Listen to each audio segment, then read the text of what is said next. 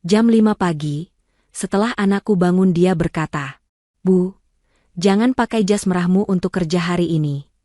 Aku bertanya, "Kenapa nak?"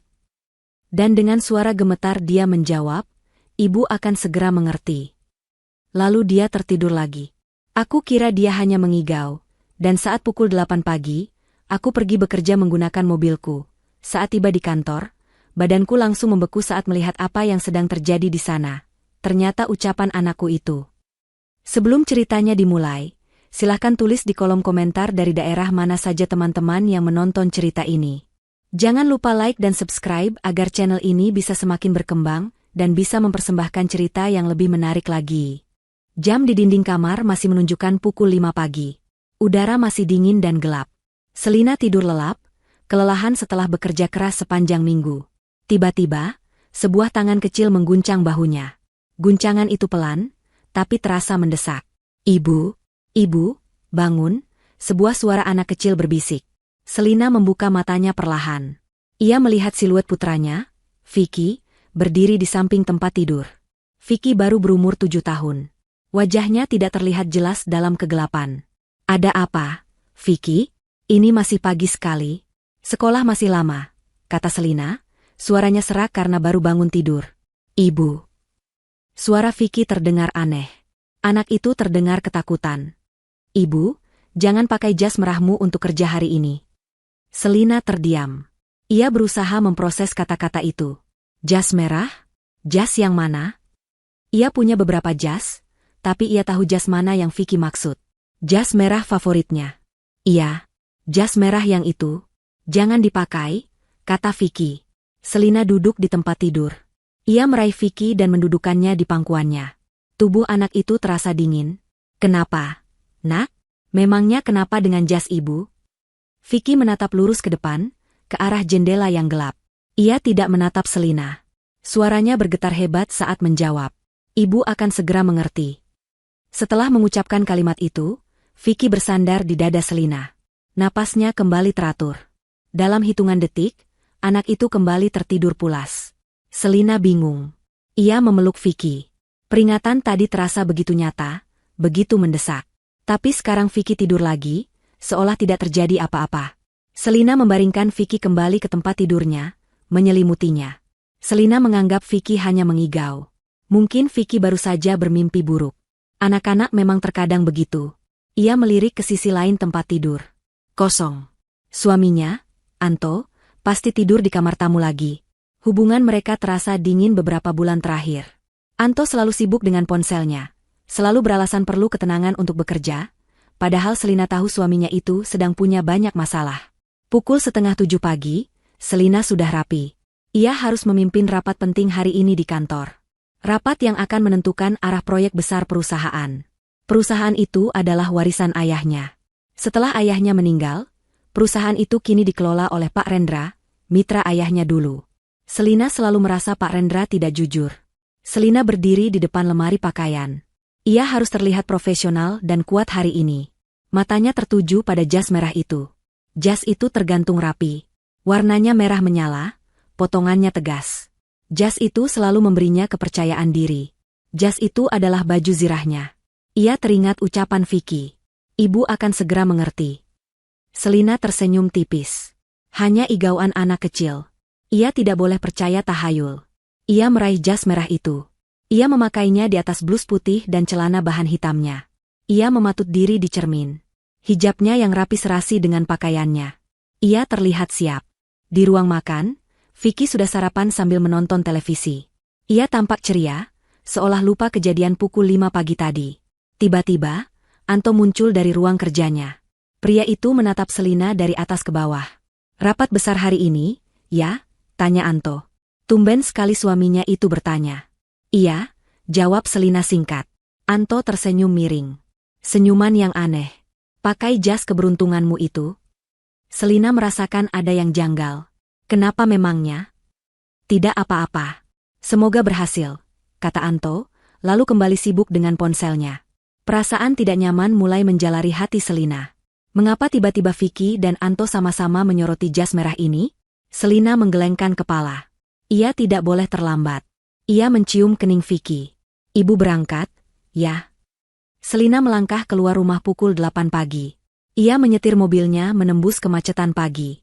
Pikirannya fokus pada materi rapat. Ia melupakan perasaan tidak nyaman tadi. Ia tiba di gedung kantornya. Semuanya tampak normal. Ia memarkir mobilnya di lantai basemen, lalu naik lift ke lobi utama. Saat pintu lift terbuka, Selina melangkah keluar. Dan saat itu juga, badannya langsung membeku. Lobi kantor yang biasanya tenang dan mewah, pagi ini penuh dengan polisi. Puluhan petugas berseragam biru tua bergerak cepat. Beberapa karyawan lain berdiri bergerombol di sudut, wajah mereka pucat ketakutan. Di tengah lobi, di depan meja resepsionis, Selina melihat pemandangan yang membuat darahnya serasa berhenti mengalir.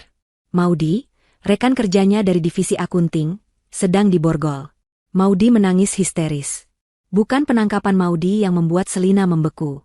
Tapi apa yang Maudy kenakan? Maudy memiliki postur tubuh yang mirip dengannya. Maudy juga memakai hijab. Dan pagi ini, Maudy mengenakan jas merah. Jas merah yang model dan warnanya benar-benar sama persis dengan yang Selina pakai saat ini. Selina tidak bisa bergerak. Matanya terpaku pada Maudy yang diseret oleh dua petugas. Maudy berteriak-teriak. Saya tidak tahu apa-apa. Saya tidak bersalah. Lepaskan saya. Napas Selina tercekat di tenggorokan.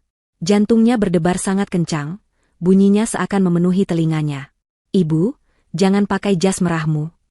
Ibu akan segera mengerti. Ucapan Vicky menggema di kepalanya. Ini bukan igauan. Ini peringatan. Selina berdiri kaku di dekat pilar besar. Posisinya sedikit tersembunyi. Belum ada yang memperhatikannya. Semua mata tertuju pada drama penangkapan Maudy. Tiba-tiba, ia mendengar seorang petugas yang tampak seperti komandan berteriak keras kepada anak buahnya. Targetnya wanita berjas merah. Manajer keuangan, pastikan semua dokumen di ruangannya diamankan. Cek semua lantai. Manajer keuangan.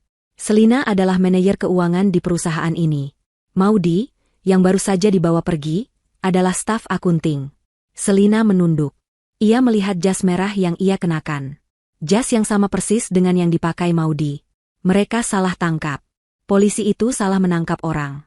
Mereka mencari seorang manajer keuangan yang memakai jas merah. Mereka mencari dirinya. Selina sadar, dialah target yang sebenarnya. Perlahan, Selina melangkah mundur.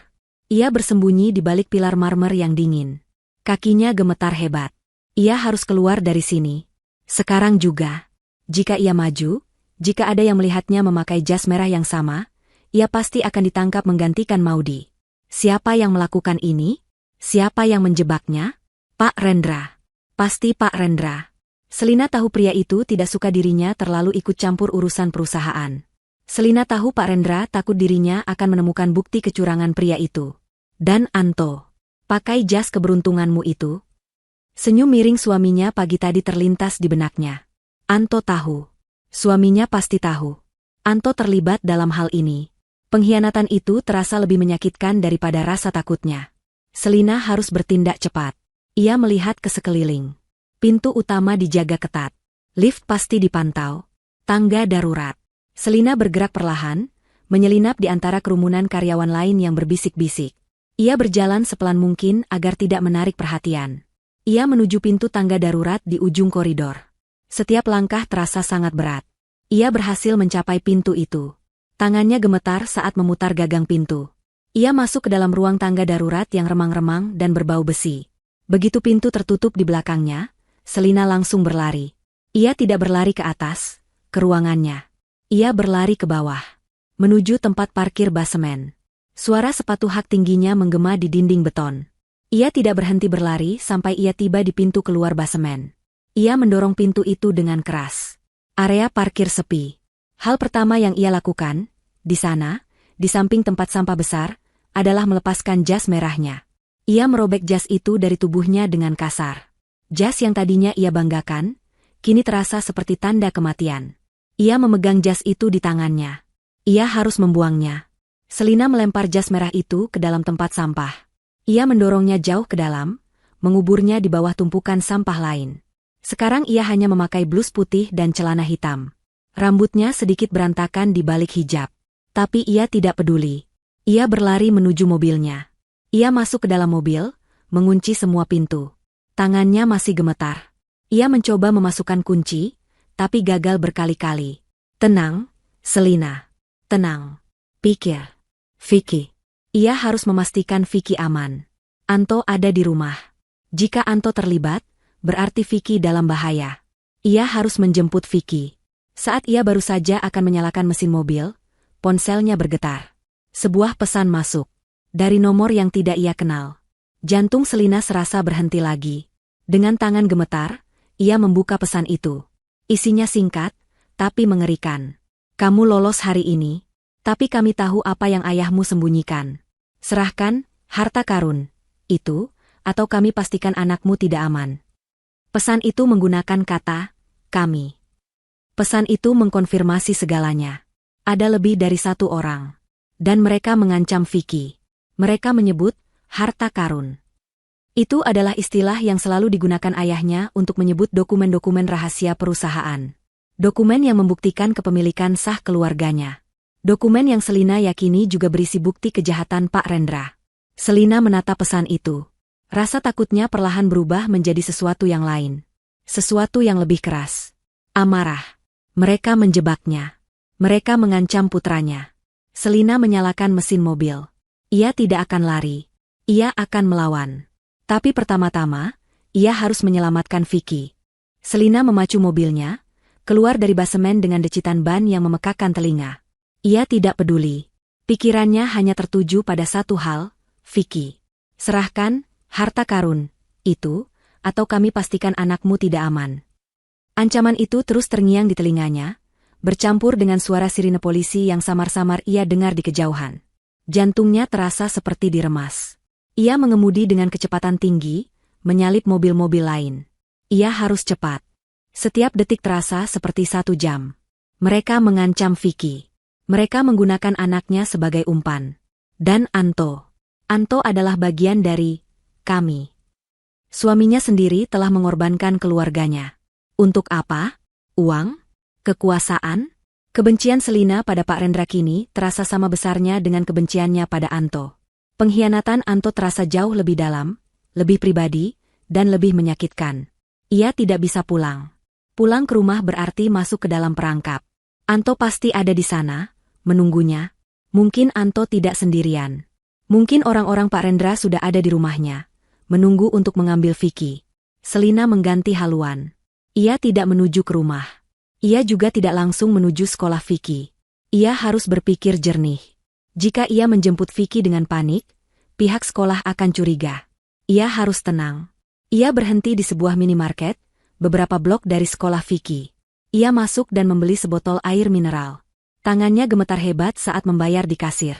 Ia meneguk air itu dalam satu tarikan napas panjang, mencoba menenangkan debaran jantungnya. Ia harus punya rencana. Ia akan menjemput Vicky. Ia akan bilang ada urusan keluarga mendadak. Ibu Desi. Ia akan membawa Vicky ke rumah ibunya. Rumah Ibu Desi adalah tempat raman yang bisa ia pikirkan. Jauh dari pusat kota, dan Anto jarang sekali mau ke sana. Setelah merasa sedikit lebih tenang, Selina kembali menyalakan mobil. Ia melaju ke sekolah Vicky, kali ini dengan kecepatan normal. Ia memarkir mobilnya. Di gerbang sekolah, ia menarik napas dalam-dalam. Ia harus terlihat normal. Ia masuk ke ruang administrasi. Selamat pagi, Bu. Saya Selina, ibunya Vicky dari kelas 1. Saya mohon izin menjemput Vicky sekarang. Ada urusan keluarga yang sangat mendadak. Petugas administrasi itu menatapnya, mungkin melihat sisa-sisa kepanikan di mata Selina. Tapi Selina berusaha tersenyum setenang mungkin. Neneknya tiba-tiba sakit, kami harus segera keluar kota. Tambah Selina, berbohong. Untungnya, petugas itu mengangguk mengerti dan segera memanggil Vicky. Beberapa menit kemudian, Vicky keluar dari kelasnya, berlari kecil sambil membawa tas ranselnya. Wajahnya ceria. Ibu, kok jemput? Katanya ibu rapat. Selina berjongkok, memeluk Vicky erat-erat. Sangat erat. Ia menciumi puncak kepala anaknya. Kita jalan-jalan ke rumah nenek. Ibu ambil cuti hari ini, kata Selina, suaranya sedikit bergetar. Ia menggandeng tangan Vicky dan membawanya keluar dari sekolah secepat mungkin. Ia tidak bernapas lega sampai Vicky duduk di kursi penumpang dan sabuk pengamannya terpasang. Selina langsung mengunci pintu mobil. Ia melajukan mobilnya, menjauhi sekolah, menjauhi kota. menuju rumah Ibu Desi. Selama perjalanan, Vicky terus berceloteh tentang pelajarannya. Selina hanya menjawab, dan, iya, nak. Pikirannya sibuk menyusun kepingan-kepingan teka-teki yang mengerikan ini. Jas merah. Manajer keuangan. Harta karun. Ancaman terhadap Vicky. Keterlibatan Anto. Semua berputar di kepalanya. Mereka tiba di rumah Ibu Desi 1 jam kemudian. Rumah kecil yang asri itu terasa seperti benteng perlindungan. Ibu Desi terkejut melihat kedatangan mereka. Selina? Vicky? Ada apa pagi-pagi begini? Kamu tidak kerja? Tanya Ibu Desi, membukakan pintu. Nanti Selina jelaskan. Bu, boleh kami masuk dulu? Tolong kunci pintunya, kata Selina. Nada suara Selina yang serius membuat Ibu Desi tidak bertanya lebih lanjut. Ia membiarkan mereka masuk dan langsung mengunci pintu gerbang serta pintu depan. Di ruang tamu, Selina menyalakan televisi untuk Vicky. Vicky nonton kartun dulu, ya. Ibu mau bicara sebentar sama nenek. Setelah Vicky duduk tenang, Selina menarik ibunya ke dapur. Dengan suara berbisik, ia menceritakan semuanya. Peringatan Vicky pukul 5 pagi. Jas merah. Penangkapan Maudi di kantor. Pesan ancaman yang ia terima. Wajah Ibu Desi berubah pucat pasi. Ya Allah, Selina. Lalu, Anto? Selina menunduk. Air matanya akhirnya jatuh. Anto terlibat, Bu. Vicky yang bilang jangan pakai jas merah. Dan Anto pagi tadi menyindir soal jas itu. Mereka pasti kerja sama. Anto dan Pak Rendra. Ibu Desi menutup mulutnya dengan tangan, terkejut. Sekarang, Selina harus tahu. Aku harus tahu apa yang Vicky dengar. Aku harus tahu semuanya, kata Selina. Selina kembali ke ruang tamu. Ia duduk di sebelah Vicky. Ia mematikan televisi. Vicky menoleh padanya. Kok dimatikan, Bu?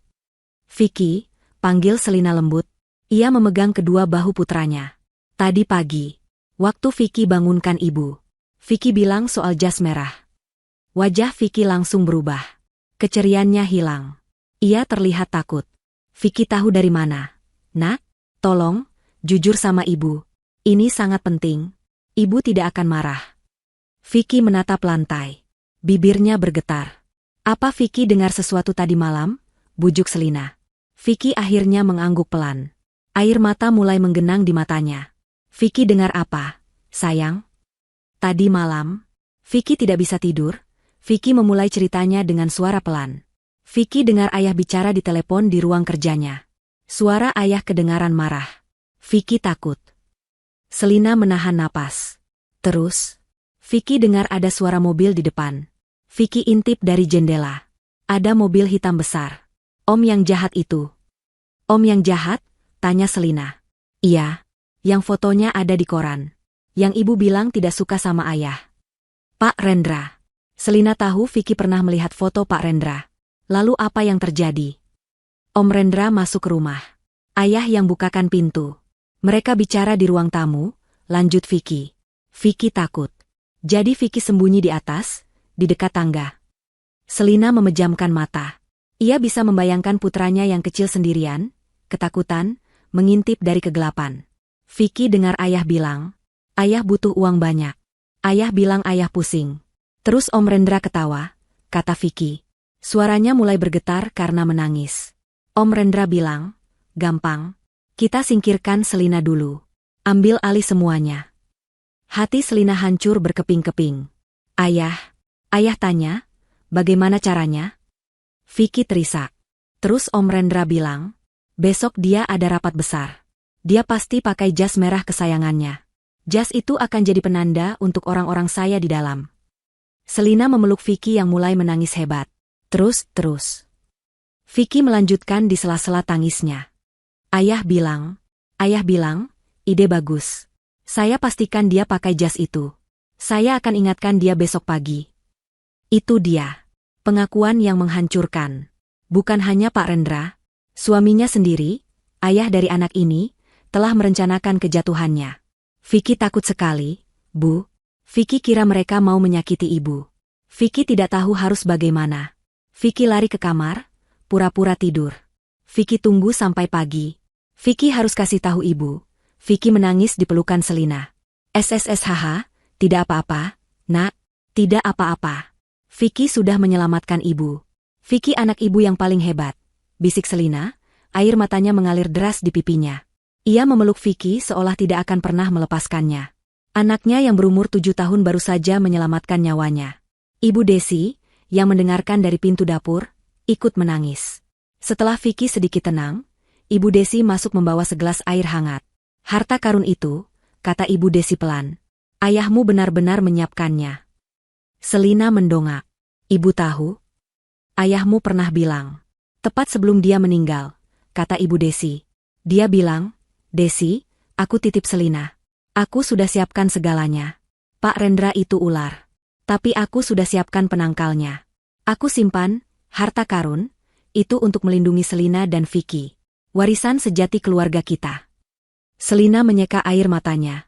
Amarahnya kembali. Amarah yang dingin dan fokus. Ia tahu apa yang harus ia lakukan. Polisi tidak bisa dipercaya, mereka jelas bekerja untuk Rendra. Ia sendirian. Tidak. Ia tidak sendirian. Ia punya Vicky. Ia punya Ibu Desi. Dan ia punya petunjuk dari ayahnya. Harta karun itu, ibu tahu di mana? Tanya Selina. Ibu Desi menggeleng. Ayahmu hanya memberiku teka-teki. Dia bilang, harta itu aman di tempat kita pertama kali merayakan. Selina terdiam. Tempat kita pertama kali merayakan. Ia memutar otaknya. Perayaan apa? Ulang tahun? Pernikahan? Tiba-tiba ia teringat. Perayaan pertama. Kantor, bisik Selina. Bukan kantor yang sekarang. Kantor lama ayah. Ruangan pertama yang dia pakai saat perusahaan baru berdiri. Sekarang ruangan itu jadi gudang. Ia tahu tempatnya. Ia harus ke sana. Ia harus menemukan harta karun itu sebelum Rendra dan Anto menemukannya. Itu satu-satunya cara untuk membersihkan namanya, menjebloskan para penjahat itu, dan menyelamatkan Vicky. Malam itu, Selina menunggu sampai Vicky tertidur lelap. Ia kelelahan secara emosional, menangis hingga tertidur di pelukan Ibu Desi. Melihat Vicky tidur, dengan kepolosan di wajahnya, menguatkan tekad Selina. Ia tidak akan membiarkan Anto atau Pak Rendra menghancurkan masa depan putranya. Kamu yakin mau pergi sekarang, Nak? Tanya Ibu Desi cemas. Mereka duduk di dapur yang remang-remang, hanya diterangi lampu kecil. Selina mengangguk. Sekarang waktu terbaik, Bu. Kantor pasti sudah kosong. Petugas keamanan mungkin hanya ada di lobi. Mereka mengira aku kabur. Mereka tidak akan menyangka aku kembali. Tapi di sana dijaga polisi. Selina? Mereka menjaga lantai 15, Bu. Ruanganku. Lantai divisi keuangan, jelas Selina. Gudang itu ada di lantai 10. Tidak ada yang peduli dengan ruangan itu. Sudah bertahun-tahun. Selina berganti pakaian. Ia memakai kaos hitam, celana jeans gelap, dan sepatu kets. Ia mengikat hijabnya dengan praktis. Ia terlihat seperti bayangan. Ibu, tolong jaga Vicky. Apapun yang terjadi, jangan buka pintu untuk siapapun, terutama untuk Anto, pesan Selina. Pasti, Nak, kamu hati-hati. Segera hubungi ibu kalau ada apa-apa, kata Ibu Desi sambil memeluk putrinya. Selina mengendarai mobil ibunya, sebuah mobil tua yang tidak mencolok. Ia tidak mungkin memakai mobilnya sendiri. Ia memarkir mobil itu 3 blok jauhnya dari gedung kantornya, di jalanan yang gelap. Ia berjalan kaki, menyusuri trotoar yang sepi. Gedung kantornya menjulang tinggi, gelap, kecuali beberapa lampu di lobi. Benar dugaannya.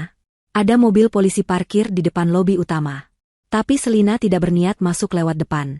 Ia berjalan memutar ke belakang gedung, ke gang sempit yang bau. Disinilah letak pintu servis. Pintu yang biasa dipakai catering atau petugas kebersihan. Selina merogoh sakunya. Ia masih membawa kartu akses lamanya. Kartu akses sebagai karyawan biasa, sebelum ia menjadi manajer. Semoga saja kartu ini masih aktif untuk pintu servis. Ia menempelkan kartu itu ke sensor. Lampu kecil di sensor berkedip hijau. Klik. Pintu terbuka. Jantung Selina berdebar. Ia masuk ke dalam kegelapan, menutup pintu pelan di belakangnya. Ia berada di koridor servis yang sempit. Di ujung sana ada lift barang. Ia menekan tombol. Lift itu berbunyi berderit, tapi berfungsi. Ia masuk ke dalam lift, menekan tombol angka 10. Lift bergerak naik perlahan. Setiap lantai terasa seperti selamanya. Ting. Pintu lift terbuka di lantai 10. Koridor di lantai ini gelap total. Lampu sensor gerak sepertinya mati. Selina menggunakan lampu senter dari ponselnya. Cahayanya yang kecil menyorot lorong berdebu. Ia berjalan menuju ujung koridor. Menuju pintu dengan papan nama kuningan yang sudah kusam. Ruang arsip, dulu kantor direktur utama. Ruangan ayahnya. Selina mendorong pintu. Engselnya berdecit. Bau debu dan kertas tua langsung menyergap hidungnya. Ruangan itu gelap. Penuh dengan lemari besi tua, tumpukan boks, dan perabotan rusak yang ditutupi kain putih. Selina menyalakan lampu. Satu lampu neon di tengah ruangan berkedip-kedip sebelum akhirnya menyala, menerangi ruangan itu dengan cahaya yang sakit. Tempat kita pertama kali merayakan, bisik Selina, mengulangi teka-teki ayahnya. Ia melihat sekeliling. Merayakan apa? Matanya menjelajahi ruangan. Tumpukan boks, lemari, meja rusak. Lalu ia melihatnya. Di dinding di seberang meja, tergantung sebuah foto besar yang sudah kusam. Foto itu tertutup debu. Selina mendekat. Ia mengusap debu di permukaan kaca foto itu. Itu adalah foto perayaan ulang tahun perusahaan yang pertama. Selina ingat hari itu. Ia masih kecil. Di foto itu, ayahnya berdiri di tengah, tersenyum lebar, dikelilingi karyawan angkatan pertama. Ayahnya, di dalam foto itu, menunjuk ke sesuatu di dinding di sebelahnya. Selina menoleh ke dinding di sebelah tempat foto itu tergantung. Di sana, tergantung sebuah plakat kuningan besar. Plakat itu sudah menghitam karena usia. Selina mendekati plakat itu. Ia membaca tulisannya. Peresmian PT Jaya Abadi. 10 Mei 1995. Perayaan pertama. Ini dia. Selina memeriksa plakat itu. Terlihat dipaku kencang ke dinding. Ia mendorongnya. Tidak bergerak. Ia mengetuknya. Terdengar padat. Ia hampir putus asa. Apa ia salah? Ia melihat lagi foto ayahnya. Ayahnya menunjuk. Tapi tidak hanya menunjuk, jari telunjuknya sedikit bengkok, seolah menekan sesuatu. Selina kembali ke plakat. Ia memeriksanya lebih teliti. Di bagian ukiran nama perusahaan, di huruf J, ia melihat ada sesuatu. Goresan kecil yang tidak wajar. Ia menekan huruf J itu dengan ibu jarinya. Keras. Ia menekannya lagi. Lebih keras. Terdengar bunyi, klik, pelan. Plakat itu bergerak. Sedikit bergeser ke kiri. Jantung Selina melonjak. Plakat itu adalah pintu. Ada celah kecil terbuka di sisi kanannya.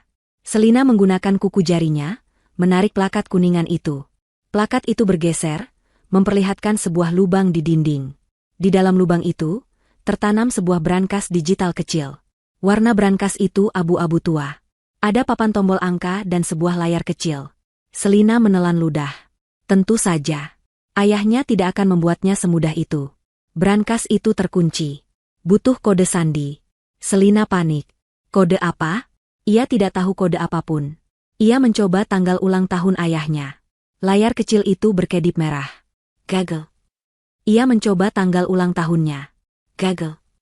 Ia mencoba tanggal berdirinya perusahaan. Gagal. Setelah 3 kali gagal, brankas itu berbunyi bip panjang dan layarnya mati selama 1 menit. Selina bersandar ke dinding. Ia putus asa. Ia sudah sejauh ini, tapi terhalang oleh 6 digit angka. Pikir, Selina. Pikir. Apa yang paling penting bagi ayah? Ayah selalu bilang apa? Keluarga adalah harta sejati. Kata-kata ibunya tadi pagi terngiang kembali. Keluarga. Tanggal berapa yang penting bagi keluarga? Tiba-tiba ia teringat. Ada satu tanggal yang ayahnya anggap sebagai hari paling membahagiakan dalam hidupnya. Hari di mana ia resmi menjadi seorang kakek. Selina menunggu layar brankas menyala kembali. Layar itu hidup. Dengan tangan gemetar, Selina memasukkan 6 digit angka. Tanggal, bulan, dan tahun kelahiran Vicky. Ia menekan tombol, enter. Layar brankas berkedip hijau. Terdengar bunyi, klik, yang memuaskan. Pintu brankas yang tebal itu terbuka sedikit. Selina menarik napas. Ia berhasil. Dengan jantung berdebar kencang, ia membuka pintu brankas itu. Ia menyalakan senter ponselnya dan mengarahkannya ke dalam. Dan saat itu juga, dunianya terasa runtuh untuk kedua kalinya hari itu. Brankas itu, kosong. Benar-benar kosong. Tidak ada tumpukan dokumen. Tidak ada buku. Tidak ada apa-apa. Hanya kotak logam yang dingin dan kosong. Selina terduduk di lantai. Sia-sia. Semua ini sia-sia. Air matanya mulai menggenang. Pak Rendra atau Anto pasti sudah mendahuluinya. Mereka pasti tahu soal brankas ini. Mereka sudah mengambil semuanya. Ia kalah. Selina memukul lantai berdebu dengan tinjunya. Ia putus asa. Ia menatap ke dalam brankas yang kosong itu, membiarkan cahaya ponselnya menerangi bagian dalamnya. Tunggu sebentar. Ada sesuatu. Di langit-langit bagian dalam brankas. Sesuatu yang ditempel dengan selotip hitam, tersembunyi dari pandangan jika dilihat dari depan. Sangat tipis. Dengan tangan masih gemetar, Selina merogoh ke dalam brankas. Ia meraba langit-langit brankas yang dingin. Jarinya menyentuh sesuatu. Bukan tumpukan dokumen. Bukan buku harian. Sebuah amplop kecil yang pipih. Selina menariknya. Selotipnya sudah tua, tapi masih merekat kuat. Ia berhasil melepaskannya. Ia memegang sebuah amplop coklat kecil. Sangat ringan. Dengan hati-hati, Selina membuka amplop itu. Isinya bukan dokumen yang ia harapkan. Isinya adalah dua benda. Sebuah kunci laci kuno, kecil, terbuat dari kuningan. Dan selembar foto. Foto yang sudah pudar. Foto dirinya waktu kecil, tersenyum, duduk di meja kerja kayu yang besar. Selina membalik foto itu. Di baliknya, ada tulisan tangan ayahnya. Tulisan yang sangat ia kenal. Kekayaan sesungguhnya ada di tempat kerja keras pertamamu. Brankas itu kosong. Kata-kata itu berputar di benak Selina, menghantamnya dengan kenyataan yang brutal. Kosong. Sia-sia. Ia terduduk di lantai berdebu di ruangan arsip yang dingin, cahaya dari ponselnya menyorot kotak logam yang hampa. Air mata frustrasi dan putus asa mulai membakar matanya. Ia telah mempertaruhkan segalanya untuk kembali ke sini. Ia telah menyelinap ke gedung yang dijaga, hanya untuk menemukan bahwa musuh-musuhnya selangkah di depan. Pak Rendra. Anto. Mereka pasti sudah tahu. Entah bagaimana, mereka tahu soal brankas ini dan telah mengambil isinya. Harta karun, itu sekarang ada di tangan mereka. Dokumen-dokumen itu, bukti-bukti itu, hilang. Selina memukul lantai dengan telapak tangannya. Apa yang harus ia lakukan sekarang? Ia tidak punya bukti. Polisi memburunya. Dan putranya dalam bahaya. Ia kalah telak. Ia menatap kosong ke dalam brankas. Cahaya ponselnya yang kecil menari-nari di dinding logam bagian dalam. Matanya menyipit. Tadi ia membukanya dengan terburu-buru. Ia tidak melihat dengan teliti. Di langit-langit bagian dalam brankas, di sudut yang paling tersembunyi, ada sesuatu yang menempel. Sesuatu yang sangat tipis sehingga hampir menyatu dengan bayangan. Sepotong selotip hitam. Hatinya yang tadinya hancur, tiba-tiba berdebar sekali. Harapan. Dengan tangan gemetar, Selina merogohkan tangannya ke dalam brankas yang dingin. Ia mengarahkan ponselnya untuk melihat lebih baik. Ya, itu sebuah amplop coklat kecil yang pipih, ditempel terbalik di langit-langit. Brankas itu adalah tipuan. Ayahnya sengaja membuatnya kosong. Ayahnya tahu pencuri hanya akan melihat apa yang ingin mereka lihat. Mereka akan membuka brankas, melihat tumpukan dokumen yang mereka harapkan tidak ada, lalu pergi dengan putus asa atau marah. Mereka tidak akan memeriksa setiap jengkal brankas itu. Tapi Selina bukan pencuri. Ia adalah putrinya. Selotip itu sudah tua dan rapuh. Dengan hati-hati, Selina melepaskannya. Amplop itu jatuh ke telapak tangannya.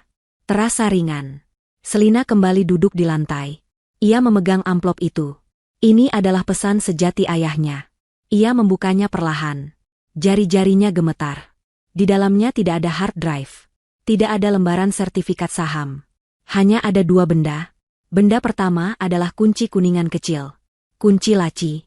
Warnanya sudah kusam, tapi bentuknya sangat ia kenali. Benda kedua adalah selembar foto. Foto yang warnanya sudah memudar. Jantung Selina serasa berhenti. Ia tahu foto ini. Itu adalah foto dirinya, berumur sekitar 8 tahun, memakai kacamata ayahnya yang kebesaran. Ia duduk di sebuah kursi kayu besar, di belakang sebuah meja kerja kayu yang penuh ukiran. Ia tersenyum lebar ke arah kamera, berpura-pura menjadi bos. Meja kerja pertama ayahnya. Selina membalik foto itu. Seperti yang ia duga, ada tulisan tangan ayahnya di sana. Rapi, tegas, dan penuh wibawa. Kekayaan sesungguhnya ada di tempat kerja keras pertamamu. Selina tersenyum di tengah air matanya. Air mata kelegaan. Kerja keras pertamamu. Bukan kerja keras Selina, tapi kerja keras ayahnya. Meja itu adalah tempat ayahnya memulai segalanya. Tempat ia bekerja siang malam, membangun perusahaan dari nol. Selina sering duduk di pangkuannya di meja itu, membantu ayahnya bekerja. Selina tahu persis di mana meja itu sekarang. Ayahnya telah mengganti meja itu dengan meja baru yang modern dan mewah saat perusahaan pindah ke gedung baru. Tapi ia tidak pernah membuang meja lamanya. Meja itu terlalu bersejarah. Meja itu ia berikan kepada Ibu Desi. Meja itu sekarang ada di ruang kerja kecil di rumah ibunya. Selina menggenggam kunci kuningan itu erat-erat. Ini adalah kuncinya. Kunci laci meja itu. Harta karun, yang sebenarnya ada di sana. Selalu ada di sana. Aman di tempat yang tidak akan pernah terpikirkan oleh Pak Rendra atau Anto. Mereka mencari uang dan kekuasaan di brankas baja, tapi ayahnya menyembunyikan warisan sejati di dalam laci kayu tua. Selina bangkit berdiri. Ia tidak punya waktu lagi. Ia memasukkan amplop, kunci, dan foto itu ke dalam sakunya. Ia harus keluar dari gedung ini. Ia mematikan lampu ruangan arsip. Kegelapan kembali menyelimutinya. Ia berjalan keluar, menutup pintu perlahan di belakangnya. Tidak boleh ada jejak. Ia berjalan di koridor gelap menuju lift barang. Setiap suara kecil membuatnya terlonjak. Suara pendingin udara. Suara gedebuk pelan dari lantai atas. Ia masuk ke lift barang, menekan tombol basemen. Saat lift berdiri turun, pikirannya bekerja cepat. Rendra dan Anto pasti marah besar saat tahu brankas itu kosong. Jika mereka cukup pintar, mereka akan sadar bahwa Selina mungkin juga tahu soal brankas itu. Mereka mungkin akan mencarinya di sini. Pintu lift terbuka di basemen. Sepi. Selina berlari kecil, menyusuri area parkir yang remang-remang menuju pintu servis tempat ia masuk tadi. Ia menempelkan kartunya, mendorong pintu, dan keluar ke gang sempit di belakang gedung. Udara malam yang dingin terasa segar di wajahnya. Ia berhasil. Ia berjalan cepat menyusuri gang, menuju jalan raya tempat mobil ibunya diparkir. Saat ia berbelok di sudut jalan, ia melihat sesuatu yang membuat darahnya membeku. Sebuah SUV hitam mewah yang sangat ia kenali. Mobil Pak Rendra. Mobil itu melaju kencang ke arah lobi utama gedung kantornya. Selina cepat-cepat bersembunyi di balik tumpukan kotak sampah di kegelapan. Jantungnya berdebar kencang. SUV itu berhenti mendadak di depan lobi. Pintu penumpang terbuka. Anto. Suaminya itu keluar dari mobil dengan tergesa-gesa. Ia terlihat panik dan marah. Ia berdebat sebentar dengan petugas keamanan yang berjaga di lobi, lalu ia dan Pak Rendra, yang turun dari kursi pengemudi, menerobos masuk ke dalam gedung. Mereka juga menyadari soal brankas itu. Mereka ada di sini. Napas Selina tertahan. Ia baru saja lolos. Jika ia terlambat 5 menit saja, ia pasti akan berpapasan dengan mereka di dalam. Ia menunggu sampai mereka benar-benar masuk. Lalu ia berlari. Ia berlari secepat yang ia bisa menuju mobil ibunya. Ia tidak pernah merasa setakut sekaligus sebersemangat ini. Ini adalah perlombaan. Dan berkat ayahnya, ia tahu persis di mana garis finishnya. Ia masuk ke dalam mobil tua itu, menyalakan mesinnya. Jantungnya masih berdebar kencang, tapi tangannya tidak lagi gemetar. Ia memegang kunci kuningan di sakunya. Ia melajukan mobilnya, membelah jalanan yang sepi. Menuju rumah Ibu Desi. Menuju jawaban terakhir. Perjalanan kembali ke rumah Ibu Desi terasa jauh lebih lama. Selina terus-menerus melihat ke kaca spion, paranoid jika ada mobil yang mengikutinya. Tapi jalanan sepi. Hanya lampu jalan yang menemaninya. SUV hitam itu masih jauh di belakang, di gedung kantor, mengejar bayangan di brankas kosong. Pukul 3 pagi, ia akhirnya tiba di jalanan rumah ibunya yang sunyi. Ia memarkir mobil di garasi, menutup pintu sepelan mungkin. Ia menggunakan kuncinya untuk membuka pintu depan. Rumah itu gelap dan hening. Ia menemukan ibunya tertidur di kursi rotan di ruang tamu, dengan selimut menutupi lututnya. Beliau pasti menunggunya. Selina menyentuh bahu ibunya dengan lembut. Bu, bangun. Selina pulang. Ibu Desi terperanjat bangun. Matanya liar mencari-cari. Selina, ya Allah, nak, kamu tidak apa-apa. SSST pelan, Bu. Vicky di mana? Bisik Selina. Di kamar. Dia tidur nyenyak. Bagaimana? Kamu dapat? Selina menggelengkan kepala. Brankasnya kosong. Itu jebakan. Wajah Ibu Desi langsung pucat. Kosong? Jadi kita kalah. Selina tersenyum tipis. Untuk pertama kalinya dalam 24 jam, ia merasa bisa tersenyum. Ia merogoh sakunya. Tidak, Bu, kita tidak kalah. Ia menunjukkan kunci kuningan kecil dan foto yang sudah pudar itu kepada ibunya. Mata Ibu Desi melebar. Ya Tuhan, meja kerja ayahmu. Iya, Bu. Ada di ruang kerja, kan? Tentu saja. Tidak pernah dipindah. Selina tidak membuang waktu. Ia bergegas menuju ruang kerja kecil di bagian belakang rumah. Ibu Desi mengikutinya. Ruangan itu kecil, berbau buku lama dan kayu. Dan di sanalah ia berdiri. Meja kayu jati tua itu. Besar, kokoh, penuh ukiran. Sama persis seperti di foto. Sama persis seperti dalam ingatannya. Selina berdiri di depan meja itu. Ada 3 laci di sisi kanan. Ia melihat ke kunci di tangannya, lalu ke lubang kunci di laci paling atas. Ia akan memasukkan kunci itu. Ini adalah akhir dari segalanya. Tiba-tiba, brak, brak, brak, suara gedoran pintu depan yang sangat keras menggema di seluruh rumah. Sangat keras seolah pintunya akan hancur. Lalu terdengar teriakan. Suara yang sangat ia kenal. Selina, buka pintunya. Aku tahu kamu di dalam. Jangan bodoh. Itu suara Anto. Marah, panik, dan putus asa. Ibu Desi memekik pelan, tangannya menutup mulut. Brak, brak, buka atau aku dobrak pintu ini. Selina, jangan paksa aku. Selina membeku. Kunci itu masih tergantung di antara jari-jarinya. Bagaimana? Bagaimana mereka bisa tahu ia ada di sini? Begitu cepat? Ponsel. Tentu saja. Mereka pasti melacak sinyal ponselnya. Tidak. Ia memakai mobil ibunya. Ia meninggalkan ponselnya di rumah. Lalu ia sadar. Mereka tidak tahu ia ada di sini. Mereka hanya putus asa.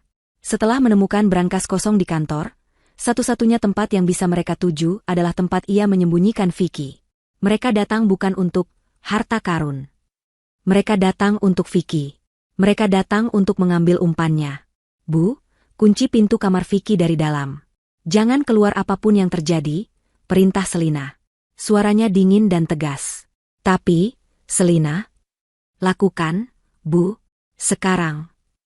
Ibu Desi berlari ke kamar, dan Selina mendengar suara kunci diputar dari dalam. Brak, brak, suara kayu retak terdengar. Mereka benar-benar akan mendobrak pintu. Selina cepat-cepat memasukkan kunci dan foto itu kembali ke sakunya. Ia tidak akan membiarkan mereka melihatnya. Ia menarik napas dalam-dalam. Ia berjalan ke pintu depan. Ia tidak akan membiarkan mereka menghancurkan rumah ibunya. Ia membuka kunci slot. Ia menarik pintu itu terbuka. Di teras, berdiri 2 pria. Anto, suaminya, dengan wajah memerah karena marah dan mata yang liar. Dan di belakangnya, Pak Rendra. Tenang, dingin, dan matanya menatap Selina seolah ia adalah serangga yang mengganggu. Akhirnya kamu menyerah, desis Anto. Ia melangkah masuk, mendorong Selina minggir.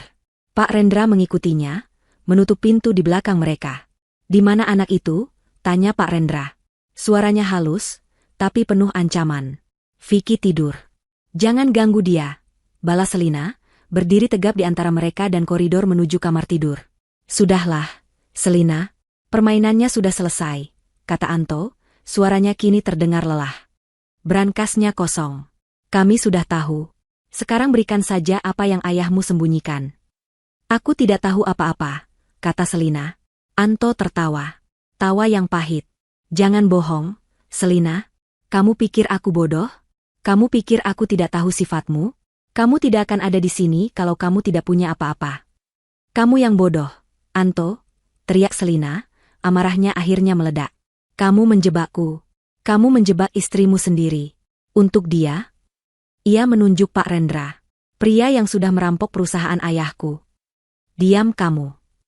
Anto membentak. Kamu tidak tahu apa-apa. Aku terlilit hutang. Hutang besar. Pak Rendra menawariku jalan keluar. Dia hanya minta harta karun. Itu. Dokumen-dokumen sialan itu.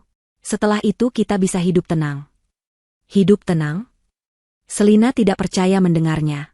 Dengan uang haram? Dengan mengorbankan aku? Dengan mengancam anakmu sendiri?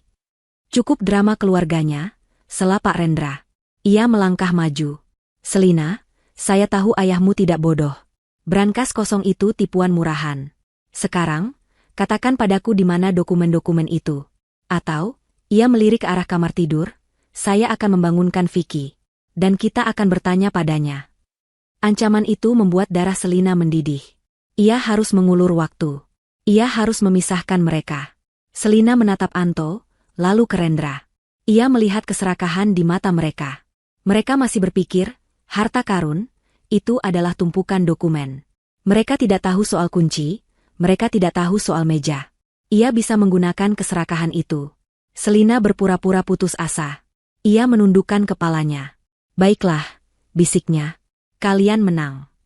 Anto terlihat lega. Pak Rendra tersenyum tipis. Brankasnya memang kosong, kata Selina. Tapi aku tahu di mana ayahku menyimpannya.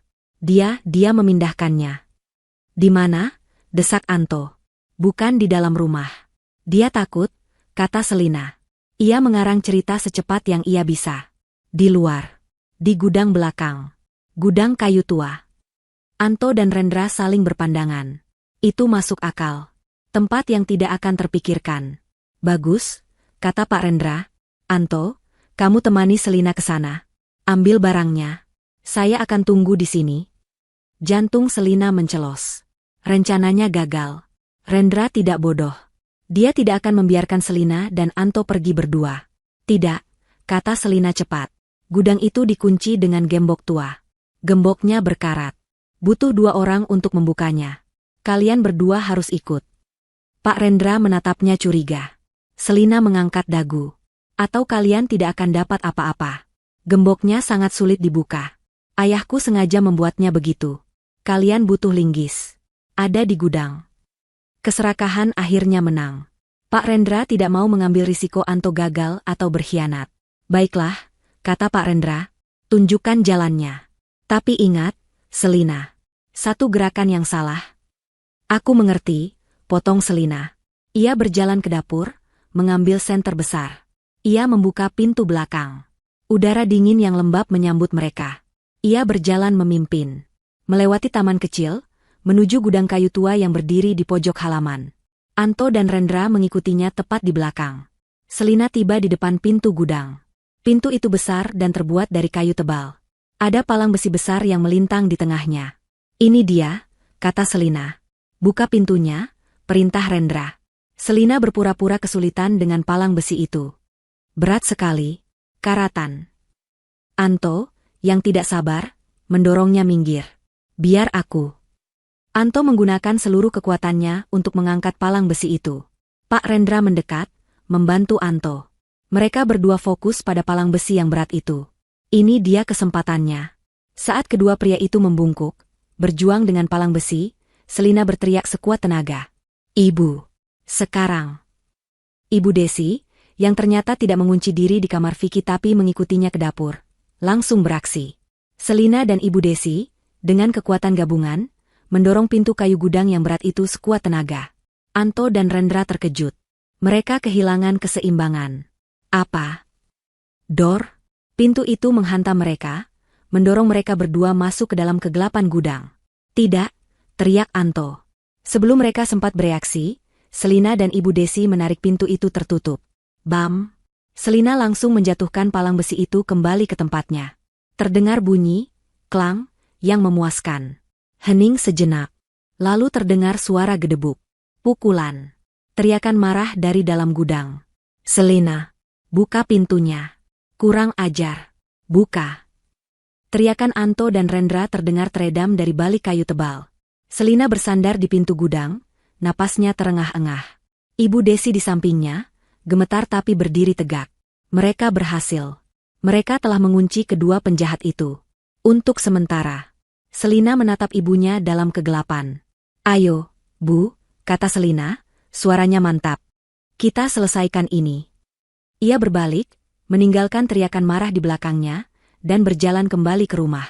Menuju meja kerja ayahnya. Teriakan marah dari dalam gudang terdengar seperti musik di telinga Selina. Ia dan ibunya tidak membuang waktu. Mereka berlari kembali ke dalam rumah, mengunci pintu belakang dengan semua slot dan grendel yang ada. Suara pukulan dan tendangan di pintu gudang sudah dimulai.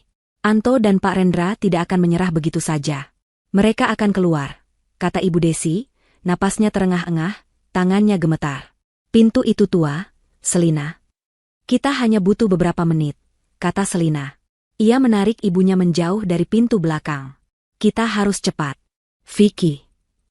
Dia masih di kamar, terkunci. Dia aman, kata Ibu Desi. Selina mengangguk, lalu berlari ke ruang kerja ayahnya. Ibu Desi menyusulnya, menyalakan lampu utama di ruangan itu. Meja kayu itu berdiri kokoh, seolah menunggu kedatangan Selina. Selina merogoh sakunya. Tangannya, yang tadi begitu mantap saat mendorong pintu gudang, kini gemetar lagi. Bukan karena takut, tapi karena antisipasi. Ia memegang kunci kuningan kecil itu. Ia mendekati meja. Laci di sisi kanan atas. Lubang kuncinya kecil dan menghitam. Semoga ini berhasil, bisik Selina. Ia memasukkan kunci itu ke lubang kunci. Terasa seret pada awalnya. Karat dan debu waktu. Pelan-pelan, kata Ibu Desi, meletakkan tangan di bahu putrinya. Selina memutar kunci itu dengan hati-hati. Ada bunyi, klik, yang keras dan kaku. Hening. Lalu, terdengar bunyi mekanisme pegas di dalam laci. Klek. Laci itu terbuka sedikit. Selina menarik napas dalam-dalam. Ia bertukar pandang dengan ibunya. Ini dia. Ia menarik laci itu perlahan. Laci itu berdecit, memprotes setelah puluhan tahun tertidur. Aroma kayu tua dan kamper menyeruak keluar. Laci itu tidak penuh. Tidak ada tumpukan sertifikat saham. Tidak ada batangan emas. Hanya ada dua benda di dalamnya, tergeletak di atas alas bludru merah yang sudah pudar. Benda pertama adalah sebuah buku harian bersampul kulit tebal. Warnanya coklat tua, hampir hitam. Benda kedua adalah sebuah hard drive eksternal. Benda itu terlihat aneh, terlalu modern untuk berada di laci kuno itu. Selina mengambil buku harian itu terlebih dahulu. Ia membukanya. Halaman pertama. Tulisan tangan ayahnya. Rapi dan kuat. Untuk putriku, Selina. Jika kamu membaca ini, berarti aku telah pergi. Dan itu berarti ketakutan terbesarku telah terjadi. Jantung Selina berdebar. Ia membalik halaman. Ayahnya menulis segalanya. Ia menulis tentang kecurigaannya pada Pak Rendra selama bertahun-tahun. Tentang gelagat aneh mitra bisnisnya itu. Tentang uang perusahaan yang hilang dalam jumlah kecil tapi rutin. Ayahnya mulai mengumpulkan bukti. Lalu Selina menemukan paragraf yang ia cari. Sebuah entry bertanggal 5 tahun lalu. Rendra melakukannya lagi, tulis ayahnya. Dia menjebak Handoko, auditor internal kita. Handoko terlalu dekat. Dia hampir menemukan rekening rahasia Rendra. Jadi, Rendra menggunakan cara lamanya yang licik. Selina membaca dengan napas tertahan. Rendra memberitahu Handoko bahwa ada rapat mendadak dengan investor asing yang sangat eksentrik. Rendra menyuruh Handoko memakai seragam khusus untuk menghormati klien, jas berwarna merah terang. Tentu saja Handoko menurut. Dia orang yang polos. Pagi harinya, lanjut tulisan itu, Rendra telah mengatur segalanya. Ia menelepon kontak polisinya yang korup. Ia memberitahu mereka bahwa seorang kurir narkoba akan melakukan transaksi di lobi, menggunakan jas merah sebagai penanda. Handoko ditangkap dengan brutal di depan semua orang. Reputasinya hancur. Saat menggeledah apartemen Handoko, polisi menemukan bukti-bukti palsu yang sudah ditanam Rendra. Handoko dipenjara, dan Rendra aman. Selina menutup buku harian itu. Tangannya gemetar hebat. Jas merah. Bisik Selina. Itu adalah modus operandinya. Rencana yang sama. Ya Allah, desis Ibu Desi. Pria itu benar-benar iblis. Dan Anto, kata Selina, suaranya dingin. Anto pasti tahu soal ini. Bagaimana dia bisa tahu? Karena Vicky mendengarnya. Vicky mendengar ayah dan Rendra bicara. Tapi bagaimana Anto tahu rencana, jas merah, yang sudah lama itu? Lalu mata Selina tertuju pada hard drive itu. Benda modern di laci kuno. Ayah tahu, bisik Selina. Ayahku tahu lebih banyak. Selina bergegas ke meja komputer tua milik Ibu Desi di sudut ruangan. Komputer itu lambat, tapi masih berfungsi. Selina menyalakannya. Sementara komputer berbunyi bising saat booting, suara dari luar gudang semakin keras. Kedang, kedang. Mereka sepertinya telah menemukan linggis atau sesuatu untuk mendobrak palang besi itu. Cepat, nak, cepat. Desak Ibu Desi. Komputer akhirnya siap. Selina mencolokkan hard drive itu. Sebuah ikon baru muncul di layar. Ia membukanya. Ada beberapa folder. Bukti keuangan Rendra. Rekaman audio. Surat untuk Selina. Tapi satu folder membuat mata Selina terbelalak. Rumah utama. Rumah utama? Maksudnya rumah kita? Tanya Ibu Desi. Sepertinya begitu, kata Selina bingung. Kenapa ayah? Lalu ia teringat. Setelah ayahnya meninggal, ia dan Anto pindah ke rumah ayahnya. Anto mengeluh sistem keamanannya kuno. Anto mengganti semuanya. Tidak, bisik Selina. Anto tidak mengganti semuanya. Ayah pasti memasang sesuatu yang tersembunyi. Sesuatu yang bahkan Anto tidak tahu. Ia membuka folder itu. Isinya penuh dengan rekaman video, diurutkan berdasarkan tanggal. Sebagian besar sudah lama. Tapi ada beberapa file baru. Dari sebulan lalu, seminggu lalu, dan dari 2 hari lalu. Bu, kata Selina, suaranya bergetar. Ia mengklik file video bertanggal 2 hari lalu. Pukul 10 malam. Sebuah pemutar video terbuka. Gambarnya agak berbintik, tapi jelas. Sudutnya dari atas, tersembunyi di rak buku. Itu adalah ruang kerja di rumahnya. Dan di sana ada 2 sosok. Anto dan Pak Rendra. Ibu Desi menutup mulutnya. Selina menekan tombol play. Suaranya terdengar jelas. Butuh uang, Pak Rendra? Anda bilang akan bantu. Itu suara Anto, terdengar putus asa. Saya akan bantu. Suara Rendra terdengar tenang. Tapi ada harganya. Selina semakin ingin tahu. Dia mulai bertanya soal harta karun ayahnya. Kita harus singkirkan dia dari perusahaan. Untuk selamanya. Bagaimana? Tanya Anto. Rendra tertawa pelan. Pakai cara lama saya. Cara yang selalu berhasil. Cara jas merah. Selina memundurkan videonya sedikit dan mengeraskan suaranya. Apa itu? Tanya Anto. Rendra menjelaskan rencananya. Sama persis seperti yang tertulis di buku harian ayahnya. Menjebak target dengan jas merah, menggunakan polisi korup. Wajah Anto terlihat ragu sejenak. Menjebak istriku sendiri? 3 miliar, kata Rendra. 3 miliar di rekeningmu besok pagi setelah dia ditangkap. Dan semua hutangmu lunas. Anto terdiam lama. Lalu Selina mendengar suaminya sendiri berkata, baik, saya akan pastikan dia pakai jas merah itu. Rapat penting, kan? Dia pasti pakai jas keberuntungannya. Saya akan ingatkan dia besok pagi. Video itu berakhir. Selina duduk membeku. Vicky tidak salah dengar. Vicky mendengar semuanya. Dan sekarang Selina telah melihatnya dengan mata kepalanya sendiri. Pengkhianatan total. Harta karun, itu bukan hanya bukti kejahatan Rendra. Itu juga bukti pengkhianatan suaminya. Ayahnya telah memberinya segalanya. Kunci untuk menghancurkan mereka berdua. Tiba-tiba, suara dari luar berubah. Bukan lagi suara pukulan di pintu gudang. Hening. Terlalu hening. Selina dan Ibu Desi saling berpandangan. Lalu, krak. Suara kayu yang patah. Bukan dari gudang. Tapi dari pintu belakang rumah. Mereka berhasil keluar dari gudang. Dan sekarang mereka mendobrak pintu dapur. Krah. Boom. Suara pintu dapur yang didobrak memecah keheningan malam. Jelas sekali palang pintu itu tidak akan bertahan lama. Teriakan marah Anto dan Pak Rendra terdengar dari balik pintu, bercampur dengan suara kayu yang retak. Selina, buka. Kamu tidak bisa lari. Vicky, terbangun oleh keributan itu, mulai menangis dari kamarnya yang terkunci. Ibu, nenek, ada apa? Vicky takut. Hati Selina teriris. Putranya ketakutan. Bu, jaga pintu kamar Vicky. Jangan biarkan mereka masuk ke sana, perintah Selina. Bagaimana denganmu? Tanya Ibu Desi panik. Aku harus selesaikan ini. Wajah Selina berubah. Rasa takutnya hilang, digantikan oleh amarah yang dingin dan terfokus.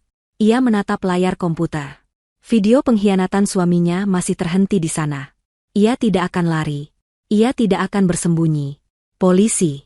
Kita harus panggil polisi, kata Ibu Desi, meraih gagang telepon rumah. Tidak, cegah Selina. Ia menarik tangan ibunya. Polisi yang di lobi kantor itu orangnya Rendra. Kita tidak tahu siapa yang akan datang kalau kita menelepon. Mereka bisa jadi bagian dari rencana Rendra. Selina berpikir cepat. Pintu dapur akan jebol dalam hitungan detik. Ia menatap hard drive di tangannya. Ini adalah senjatanya. Tapi senjata ini tidak ada gunanya jika Rendra dan Anto merebutnya. Ia tidak bisa melawan 2 pria yang sedang marah sendirian. Ia harus menyebarkan buktinya. Sekarang juga. Selina kembali duduk di depan komputer. Tangannya bergerak cepat di atas keyboard. Apa yang kamu lakukan, Nak? Ayah menulis di buku hariannya. kata Selina, sambil mengetik dengan cepat. Dia punya pengacara yang bersih. Pengacara yang dia percaya. Namanya Bima. Dan dia juga menyebut nama seorang jurnalis investigasi dari Harian Nasional. Selina membuka program email di komputer ibunya. Ia mengetik alamat emailnya sendiri, alamat email pengacara Bima, dan alamat email umum redaksi Harian Nasional yang ia cari cepat di internet. Bam, bam, suara pintu dapur semakin keras. Mereka sudah hampir berhasil. Cepat, Selina. Selina kembali ke hard drive. Ia membuka 3 file. File video CCTV pertemuan Anto dan Pak Rendra. File audio rekaman lama, yang ayahnya simpan, saat Rendra membual tentang menjebak Handoko. Bukti modus operandi, jas merah. Pindaian laporan keuangan yang menunjukkan aliran dana haram Pak Rendra. Ia menyeret ketiga file itu ke dalam draft email. Lampirkan. Ia menulis judul email dengan huruf kapital semua, bukti kejahatan Pak Rendra dan Anto. Selina. Perusahaan Jaya Abadi. Di badan email, ia hanya mengetik satu kalimat, tolong selamatkan saya dan putra saya. Mereka ada di rumah Ibu Desi. Alamat. Ia mengetik alamat ibunya. Ia menekan tombol, kirim. Sebuah kotak dialog muncul di layar. Mengunggah lampiran, 10%. Ya Tuhan, ini lambat sekali, desis Selina. Koneksi internet di rumah ibunya tidak cepat. Brak. Suara pintu dapur akhirnya jebol. Terdengar suara pecahan kaca dan kayu. Mereka masuk. Mereka di dapur.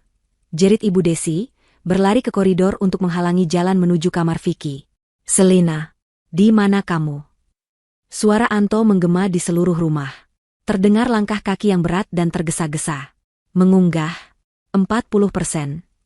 Selina menatap layar. Ayo, ayo. Langkah kaki itu semakin dekat. Mereka sudah di ruang tamu. Dia di ruang kerja, teriak Pak Rendra. Mengunggah, 70%. Vicky menangis semakin keras. Ibu. Jangan dekati anak itu, teriak Ibu Desi dari koridor. Selina mendengar suara Ibu Desi didorong dan jatuh. Mengunggah, 90%. Tepat saat baris unggahan mencapai 100% dan kotak dialog berubah menjadi email terkirim, pintu ruang kerja itu dibanting terbuka.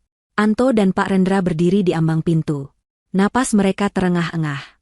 Pakaian mereka kotor karena debu dari gudang. Mata mereka merah menyala penuh amarah.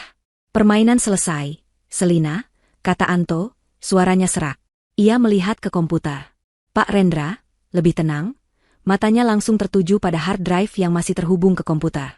Berikan itu padaku, kata Pak Rendra pelan. Tidak, kata Selina. Jangan bodoh, desis Anto. Ia melangkah maju. Selina berdiri dari kursinya. Tangannya bergerak cepat. Ia mencabut kabel hard drive dari komputer. Ia memegang hard drive itu erat-erat di tangannya. Sudah terlambat, kata Selina. Suaranya terdengar sangat tenang di tengah kekacauan itu. Apa maksudmu terlambat? Tanya Anto, bingung. Aku sudah mengirimnya, kata Selina. Semuanya. Video kalian merencanakan penjebakanku. Rekaman suara Pak Rendra soal Handoko. Bukti keuangan. Semuanya sudah terkirim. Ke pengacara. Ke media. Wajah Anto berubah pucat pasi. Pak Rendra, sebaliknya, menyipitkan mata. Ia tidak percaya. Email bisa ditarik kembali. Bukti bisa dibantah. Tapi aku, ia menunjuk ke hard drive di tangan Selina, mau bukti aslinya. Sekarang. Pak Rendra tidak peduli soal email. Ia tahu satu-satunya hal yang penting adalah memusnahkan bukti asli. Berikan padaku, Selina, ulang Pak Rendra. Ambil saja kalau bisa, tantang Selina. Pak Rendra meraung marah. Ia tidak lagi tenang. Ia menerjang Selina, tangannya terulur, berusaha merebut hard drive itu. Tidak, teriak Selina. Ibu Desi, yang bangkit dan berlari di belakang mereka, melompat ke punggung Pak Rendra, mencoba menariknya. Anto, melihat istrinya diserang, hanya dia membeku sejenak. Bingung antara menyelamatkan uangnya atau istrinya. Tapi Pak Rendra kuat. Ia mengibaskan Ibu Desi hingga jatuh menabrak rak buku. Ia kembali menerjang Selina. Pergumulan sengit terjadi. Selina memegang hard drive itu erat-erat. Pak Rendra mencakarnya, memukulnya. Mereka berdua jatuh ke lantai, bergulat memperebutkan kotak kecil berisi kebenaran itu. Pergumulan itu brutal dan cepat. Pak Rendra, Didorong oleh kepanikan murni bahwa seluruh kebusukannya akan terbongkar, berubah menjadi liar. Ia bukan lagi seorang direktur yang tenang, ia adalah seorang preman yang terpojok. Ia mengabaikan Ibu Desi yang terbatuk di lantai dan fokus untuk merebut satu-satunya benda yang ia yakini bisa menyelamatkannya. Hard drive itu. Berikan padaku, Jalang, teriak Rendra. Tangan kasarnya mencengkeram pergelangan tangan Selina, memutarnya dengan paksa. Selina menjerit kesakitan, tapi cengkeramannya pada hard drive itu tidak terlepas. Ia menggunakan tangan satunya untuk mencakar wajah Rendra, menggoreskan kukunya di pipi pria itu. Rendra menggeram, membalas dengan tamparan keras ke wajah Selina. Plah! Suaranya menggema di ruangan kecil itu.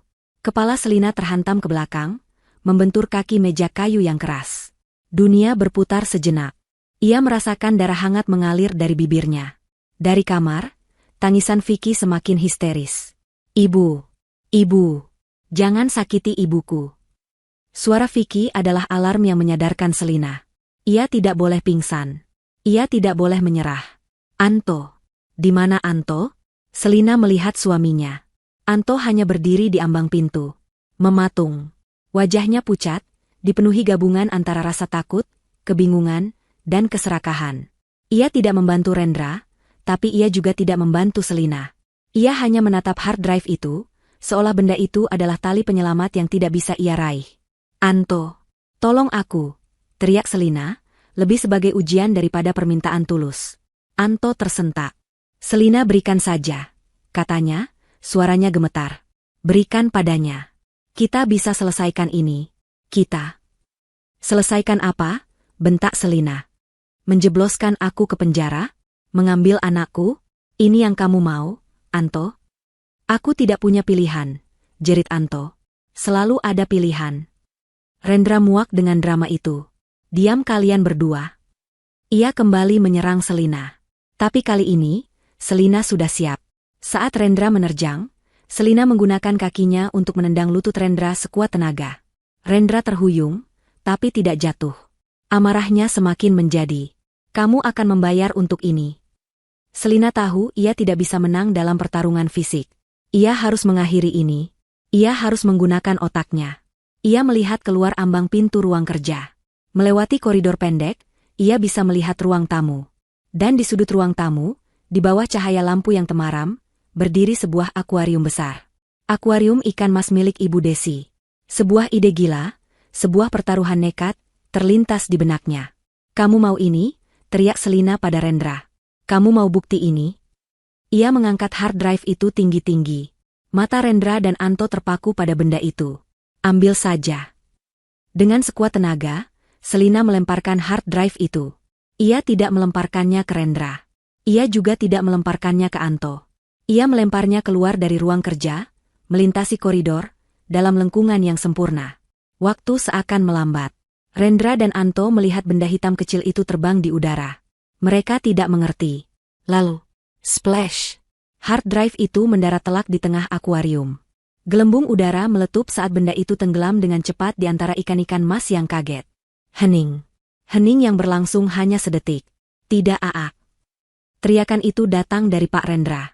Itu adalah suara orang yang baru saja melihat hidupnya hancur. Bodoh. Bodoh. Apa yang kamu lakukan? Ia langsung berlari keluar dari ruang kerja, mendorong Anto yang masih mematung. Rendra menerjang ke arah akuarium. Ia tidak peduli dengan air, dengan ikan. Ia memasukkan kedua lengannya ke dalam akuarium, mengobrak-abrik air, mencari-cari hard drive itu. Anto, akhirnya sadar dari pingsannya, ikut panik. Rusak. Itu akan rusak. Cepat ambil. Anto ikut berlutut di depan akuarium, membantu Rendra mencari di air yang kini mulai keruh. Selina tidak membuang waktu.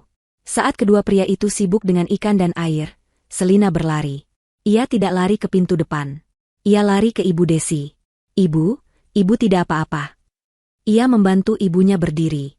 Ibu Desi memegangi kepalanya, tapi mengangguk. Vicky. Desis Ibu Desi. Selina berlari ke kamar Vicky. Kuncinya masih tergantung di luar. Ia memutarnya, membuka pintu. Vicky ada di sudut kamar, memeluk guling, menangis tanpa suara, tubuhnya bergetar hebat. Ibu di sini, Nak. Ibu di sini. Selina mengangkat tubuh kecil itu, memeluknya erat. Tidak apa-apa. Semuanya akan baik-baik saja. Mereka jahat, Bu. Ayah jahat. Isak Vicky. Ibu tahu, sayang. Ibu tahu. Berhasil. Suara kemenangan dari Pak Rendra membuat Selina menoleh. Ia melihat Rendra berdiri di ruang tamu, basah kuyup. Di tangannya, ia memegang hard drive yang meneteskan air. Wajah Anto terlihat lega. Masih bisa diselamatkan? Aku tidak tahu, geram Rendra, tapi setidaknya dia tidak memilikinya. Rendra menatap Selina, yang kini berdiri di ambang pintu kamar, memeluk Vicky. Ibu Desi berdiri di belakangnya. Kamu pikir kamu pintar, Selina? Kata Rendra, berjalan mendekat. Senyum sinis tersungging di wajahnya yang basah. Kamu menghancurkan satu-satunya bukti. Tapi kamu juga tidak punya apa-apa sekarang. Emailmu? Bisa kubilang itu palsu. Tanpa benda ini, ia mengguncang hard drive itu, kamu tidak punya apa-apa. Ia terus berjalan mendekat. Selina mundur selangkah ke dalam kamar. Dan sekarang, kata Rendra, matanya berkilat dingin, kamu sudah membuatku sangat marah. Mungkin aku harus pastikan kamu, ibumu, dan anakmu ini tidak bisa bicara pada siapa-siapa lagi. Anto terlihat ngeri. Pak Rendra jangan. Perjanjiannya tidak begini. Diam, bodoh, bentak Rendra. Kamu terlibat sama dalamnya. Rendra mengangkat tangannya, siap menyerang Selina lagi. Selina memeluk Vicky lebih erat. Ia memejamkan mata. Tepat pada saat itu, keheningan malam dipecah oleh suara lain. Suara yang keras. Suara yang datang dari luar. Wiu, wiu, wiu. Sirene. Bukan satu, tapi banyak. Suaranya semakin dekat, semakin keras. Rendra membeku. Tangannya yang terangkat kaku di udara. Anto memucat. Polisi, bisiknya. Lampu-lampu biru dan merah berputar, menyorot masuk melalui jendela ruang tamu, menerangi kekacauan di dalamnya. Akuarium yang berantakan, air di lantai, dan dua pria yang basah kuyup. Bagaimana bisa? Desis Rendra. Ia menatap Selina dengan tajam. Kamu panggil mereka? Selina berdiri tegak. Ia membuka matanya. Ia tidak lagi takut. Seperti yang kukatakan, Pak Rendra, kata Selina, suaranya mantap. Sudah terlambat. Itu pasti orang-orangku, kata Rendra, mencoba meyakinkan dirinya sendiri. Aku akan bilang kamu yang menyerang kami. Gedoran keras terdengar di pintu depan. Sangat keras. Polisi, buka pintu. Kami tahu Anda di dalam. Itu bukan suara yang Rendra kenali. Selina, apa yang sudah kamu lakukan? Teriak Anto, panik. Selina menatap suaminya. Tatapan yang dingin, penuh dengan rasa jijik. Aku menyelamatkan putraku. Sesuatu yang seharusnya kamu lakukan. Pintu depan didobrak. Beberapa petugas berseragam lengkap menyerbu masuk, senjata teracung. Tapi mereka tidak terlihat seperti polisi korup yang Selina lihat di lobi kantor. Mereka terlihat profesional. Seorang pria berpakaian preman, tampak seperti komandan, masuk di belakang mereka. Matanya memindai ruangan. Selina? Selina mengangguk, masih memeluk Vicky. Pria itu melihat ke Pak Rendra dan Anto. Tahan mereka. Tunggu, teriak Rendra. Ini salah paham. Saya korbannya. Wanita ini menyerang kami. Pria itu, yang belakangan Selina ketahui sebagai Inspektur Markus, menatap Rendra dengan dingin. Pak Rendra, kami menerima email dari Ibu Selina. Email yang berisi video berdurasi 2 menit tentang rencana Anda dan Pak Anto. Wajah Anto kehilangan semua warna. Malam itu terasa seperti tidak akan pernah berakhir. Setelah Anto dan Pak Rendra dibawa pergi, rumah Ibu Desi langsung dipenuhi oleh petugas. Inspektur Markus dan timnya bekerja cepat dan profesional. Mereka mengamankan barang bukti, termasuk hard drive yang basah kuyup dari akuarium. Jangan khawatir, kata Markus kepada Selina. Tim forensik digital kami mungkin masih bisa menyelamatkan data aslinya. Tapi sejujurnya, salinan yang Anda kirimkan lewat email sudah lebih dari cukup. Video pengakuan itu adalah paku di peti mati mereka. Seorang petugas medis wanita merawat luka di bibir Selina dan memar di kepala Ibu Desi. Vicky, yang akhirnya tertidur karena kelelahan, digendong oleh seorang polwan baik hati ke kamar tidur yang aman. Selina menceritakan segalanya. Dari awal, peringatan Vicky pukul 5 pagi, jas merah, penangkapan Maudi, pesan ancaman, pengakuan Vicky, brankas kosong, kunci kuno, dan pertarungan terakhir. Inspektur Markus mendengarkan dengan saksama. Pengacara Anda, Pak Bima, bertindak sangat cepat, jelasnya. Begitu beliau menerima email Anda, beliau langsung menghubungi saya. Kami di unit kejahatan siber dan ekonomi sudah lama mengawasi Pak Rendra, tapi kami tidak pernah punya bukti sekuat ini. Ayah Anda adalah orang yang sangat cerdas. Fajar baru menyingsing saat Selina dan Ibu Desi akhirnya selesai memberikan keterangan. Rumah itu terasa sepi, tapi aman. Beberapa minggu berikutnya, segalanya bergerak seperti badai. Berita penangkapan Pak Rendra, seorang taipan yang dihormati, mengguncang dunia bisnis. Media massa, yang juga menerima email Selina, memberitakan skandal itu besar-besaran. Judul-judul berita seperti pengkhianatan di Jaya Abadi dan modus licik jas merah terpampang di mana-mana. Karma datang dengan cepat dan tuntas. Hal pertama yang Selina lakukan adalah memastikan pembebasan Maudi. Melalui pengacara Bima, ia memberikan kesaksian yang membersihkan nama rekan kerjanya itu. Maudi dibebaskan dari segala tuduhan. Selina menemuinya secara pribadi, meminta maaf atas apa yang terjadi, meskipun itu bukan salahnya. Maudi, yang awalnya trauma, akhirnya mengerti. Pak Rendra menghadapi tuntutan berlapis. Penipuan, penggelapan, pencucian uang, penyuapan, pemberian keterangan palsu, hingga penyerangan fisik. Bukti dari hard drive, yang ternyata berhasil dipulihkan sebagian besar datanya, dan kesaksian Selina tidak terbantahkan. Ditambah lagi, terungkapnya kasus Handoko, auditor yang dijebak, memicu penyelidikan internal besar-besaran di kepolisian. Jaringan polisi korup yang selama ini melindungi Rendra ikut dibongkar. Di pengadilan, Pak Rendra yang arogan itu akhirnya hancur. Ia dijatuhi hukuman penjara seumur hidup. Bagi Anto, karmanya terasa lebih personal dan tragis. Ia dituntut sebagai rekan konspirator. Di persidangan, ia mencoba menyalahkan Rendra, mengaku bahwa ia terpaksa karena terlilit hutang judi. Tapi video CCTV di mana ia dengan tenang menyetujui rencana jas merah untuk 3 miliar rupiah menghancurkan pembelaannya. Selina juga mengajukan gugatan cerai dan menuntut hak asuh penuh atas Vicky.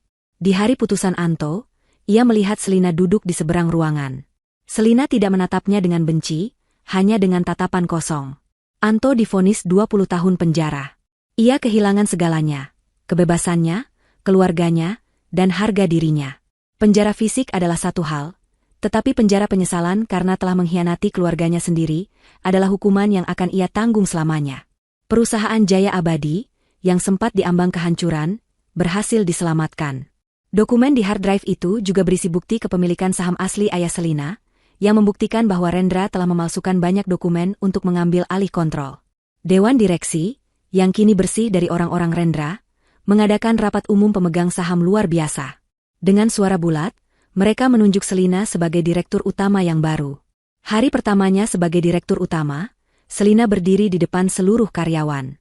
Ia tidak memakai jas merah. Ia mengenakan blazer biru tua yang anggun, melambangkan ketenangan dan kekuatan. Kita semua telah melalui masa yang sulit, katanya, suaranya mantap. Perusahaan ini dibangun di atas mimpi ayah saya. Mimpi tentang kerja keras dan integritas. Mimpi itu sempat ternoda. Hari ini, kita mulai lembaran baru. Kita akan membangun kembali perusahaan ini, bukan dengan kelicikan, tapi dengan kejujuran. Nama baik ayah saya, dan nama baik Handoko, serta semua yang telah dirugikan, akan kita pulihkan. Tepuk tangan menggema di seluruh aula. Maudi, yang kini dipromosikan Selina menjadi manajer keuangan, tersenyum bangga di barisan depan. 6 bulan kemudian, sebuah apartemen baru yang terang dan nyaman di sisi kota yang tenang. Jauh dari rumah lama yang penuh kenangan buruk. Malam itu, Selina tidak sedang bekerja lembur. Ia duduk di sofa yang nyaman. Vicky, yang kini berusia 8 tahun dan jauh lebih ceria, bersandar di pangkuannya. Mereka sedang membaca buku cerita bersama.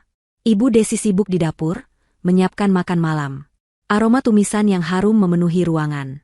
Vicky menutup buku ceritanya. Ia mendongak menatap ibunya. "Ibu," katanya pelan. "Iya, nak." "Apa om jahat dan ayah, apa mereka masih di penjara?" tanya Vicky. Selina menghela napas. Ia mengelus rambut putranya. "Iya, sayang. Mereka di tempat di mana mereka tidak bisa menyakiti siapapun lagi." "Apa kita sudah aman sekarang? Selamanya?" Selina memeluk Vicky erat-erat. Ia mencium puncak kepala anaknya. Ia melihat ke sekeliling ruangan yang hangat itu.